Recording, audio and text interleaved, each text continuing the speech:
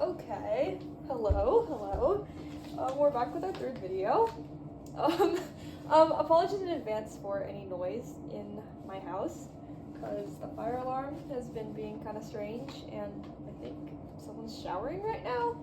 Anyway, okay, so I'm choosing to solve the Mechanics 1 problem from out of the two FRQs, and so this is the one that involves the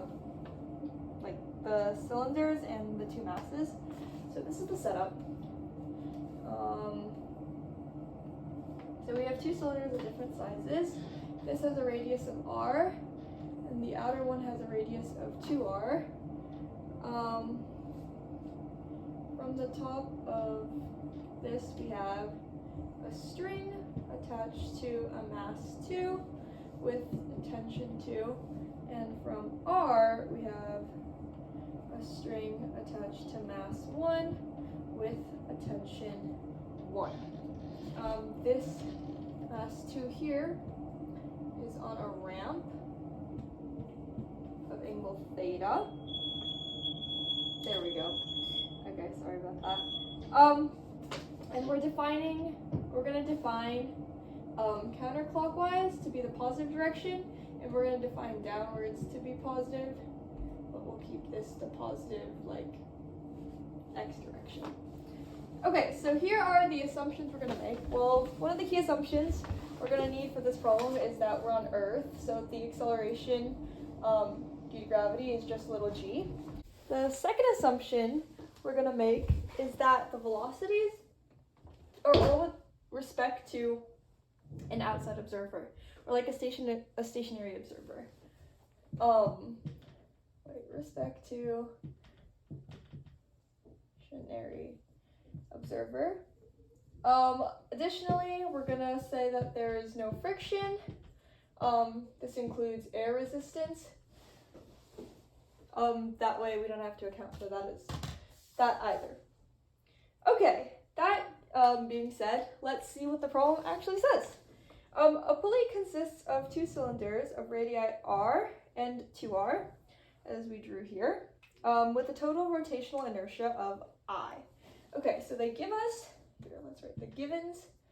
So they give us r, they give us 2r, they give us I, and they give us, so it says the mass of m2, or mass 2 is sliding along a frictionless incline with an angle of elevation of theta, and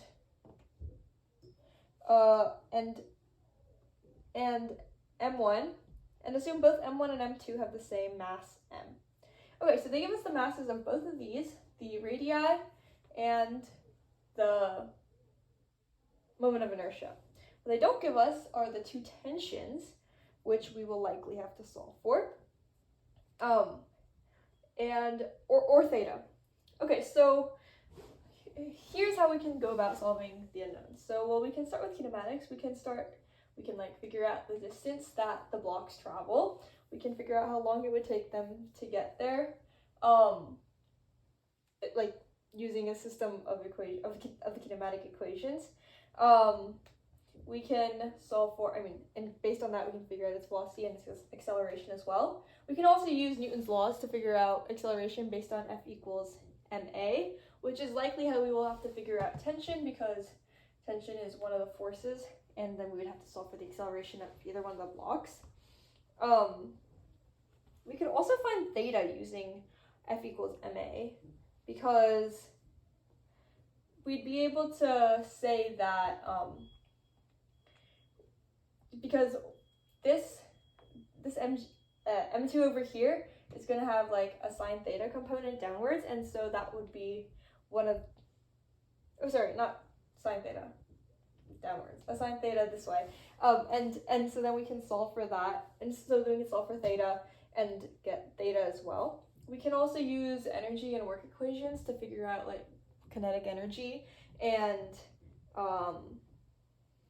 the potential energy and velocity at a certain point and height. We have a cylinder over here, so we will likely be using rotational stuff as well, and from that we can figure out like angular velocity, angular acceleration, and since it's rotating, we can also figure out, we can use torques to figure out I and the angular acceleration. There are no external forces if the system includes the Earth, so there would technically be conservation of momentum, but it's likely not going to be needed given the variables that we have. Okay, so with that being said, the first question is, given that the angular acceleration of the pulley is 0, and assuming the rope pulls without slipping over the pulley, what is the angle of elevation of the inclined plane? Okay, so no slippage means that V is equal to R omega and A is equal to R alpha, which is very, very convenient indeed. And so to figure out the figure out theta, what we can do is we can create free body diagrams. So first free body diagrams. So for M1 we have M1G and an upward force of T1. For M2 we have M2 sine theta and then T2, and for the pulley we have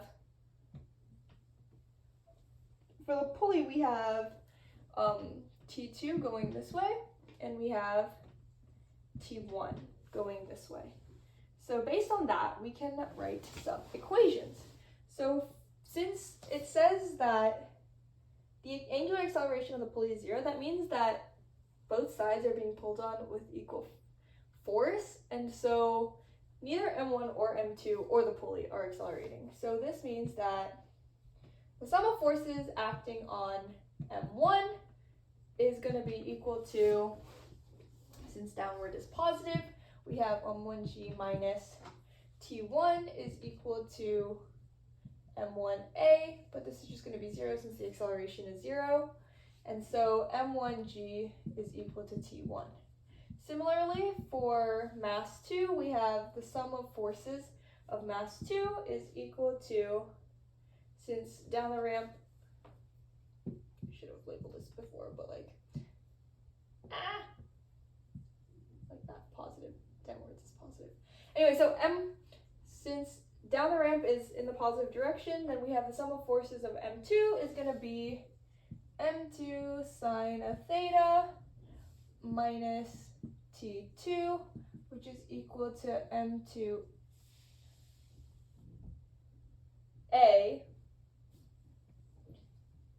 which is going to be 0. And then we have the sum of torques is going to be equal to, since counterclockwise is positive, we're going to have T1 times the radius r minus T2 times the radius 2r is equal to I alpha. But once again, this is also going to be equal to 0. This is an equal sign. Okay, so now we have a system of equations, and right here we've solved for T1, so we can plug that in to our torque equation. Over here, if we solve for T2, we'll get that T2 is equal to M2 sine theta. And so if we plug that in, I'm going to erase this side over here so that you can see it better. But one moment. If you plug in over here, then you get, this is going to become T2 is equal to M2 sine theta. So if you plug in, you get M1G times R minus T2, which is just M2 sine theta times 2R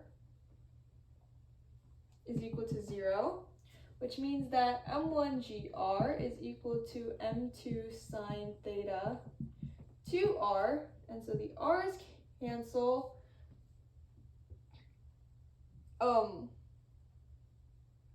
Oh shoot, this is not M2, this is M2G sine theta. Whoopsie daisies. okay, m2g sine theta, because this is like the component of g that's pulling downwards. So this would be the cosine and that would be the sine. Okay, apologies. So then the g's cancel as well.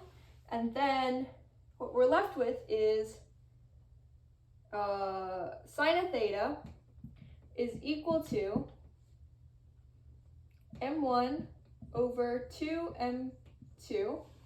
But m1 and m2 are just the same, so they cancel out. So this is just really 1/2. And so then to solve for theta, we do sine inverse of 1/2 is equal to theta, which is equal to 30 degrees. So that is our value for, that is the value for the angle of our ramp. Oops. Okay, so then on to problem 2, we get, or part B, it says, if the mass of the inclined plane is sliding down the ramp with a speed v2, what is the speed of the hanging mass? And for this, we know, okay, so if v2 is sliding down the ramp at a velocity of v2,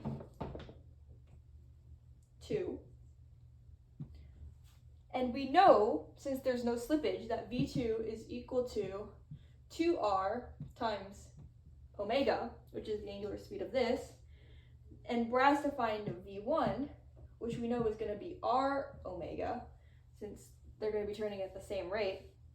Then to get this to look the same as this, we just multiply both sides by 2, and then these are equal, and so then we get that v2 is equal to 2v1, and so solving for v1,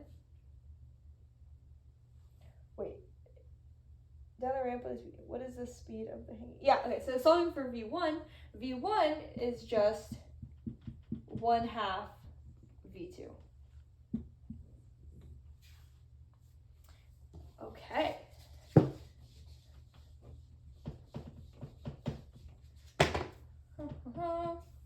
Okay, so then part C. But before part C, the problem says, then the rope attaching M2 to the pulley is cut, causing the hanging mass to accelerate. So this basically goes away. This goes bye-bye. And so then we can redraw our free body diagram. So M1 will M1 will stay the same. It'll be M1G, and it'll still have T1. But the pulley now, or the cylinders really, will just have one tension like that. And M2 will just have M2G sine theta. And no tension backwards. And no friction, because there's no friction. Okay, so given that, part C asks, what is the acceleration of the hanging mass M1 under these conditions? Okay, so acceleration, that usually involves Newton's second law or torque equations. And so we can start by drawing those out. Since we're asked to figure out the acceleration of the hanging mass, and M2 is out of the picture, I'm just going to get rid of that so I have more space here. And so, okay, the sum of the forces on M1 is, since downward is positive again, M1G minus T1, which is equal to M1 times A. And then the sum of torques on, the cylinder is just going to be T1, which is equal to I alpha. And we know that since the rope is not slipping, we have that A is equal to R times alpha. Okay, so now that we have three equations, we are going to be able to solve for the acceleration and replace our unknowns, which are going to be T1 and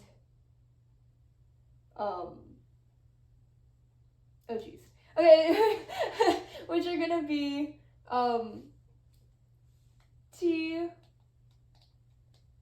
T1 and lowercase alpha. And then we're going to be able to solve for acceleration.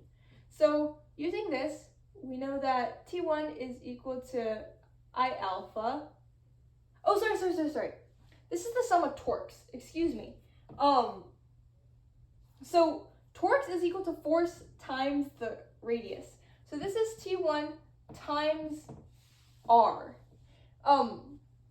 And so because this is a distance of R away from the center.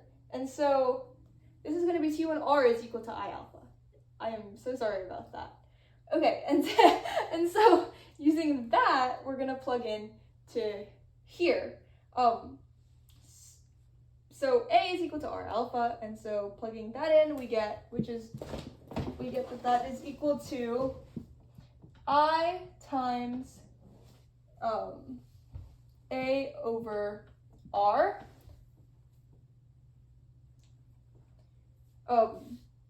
is equal to T1R.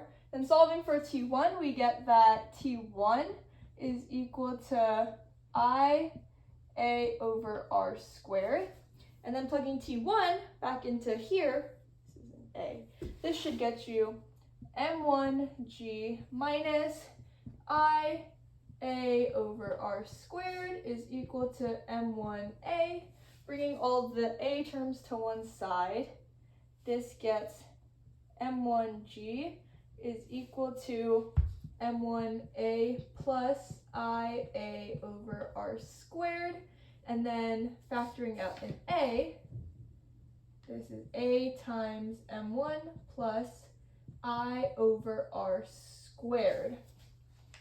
Okay, I'm going to erase this diagram here because we're running out of space. Okay, and then solving for A, you get that M1G divided by M1 plus I over R squared is equal to acceleration. There we go. So that is the equation for acceleration. Then part D asks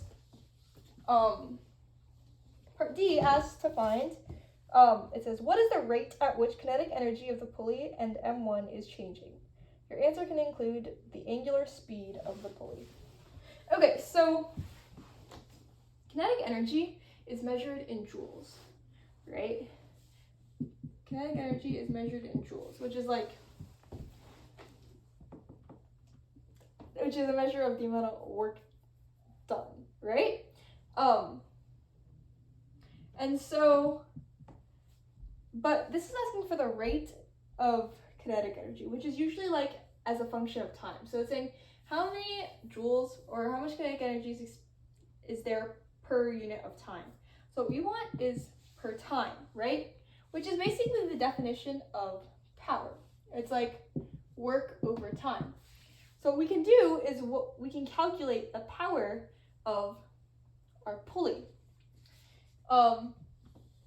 And so another definition of power is force time dot velocity, because force is equal to ma times distance over time, and this on top is just work, force times distance over time. So we're going to use the force dot velocity definition, and force dot velocity is really just force times velocity times cosine of theta, but since the force and the velocity are acting in the same direction, the angle is 0 and cosine of 0 is just 1, so this term goes away, and we're just going to treat this as force times velocity. What we want to do is we want to calculate the change in the energy, or in the kinetic energy of M1 and the pulley. So if we take a look at M1, the forces we have acting on M1 are M1G and the tension 1, right? And the forces we have acting on the cylinder are just the tension 1. And so what we want to do is we want to find force times velocity. And so if we consider all these forces, we see that the two tensions are sort of going to cancel out. And so the only force that we're left with is just going to be M1G. You see how that works? Because the tension is pulling downwards the cylinder, but it's also like equally pulling back up M1G. And so the only like net force is going to be M1G. So this is going to be our force.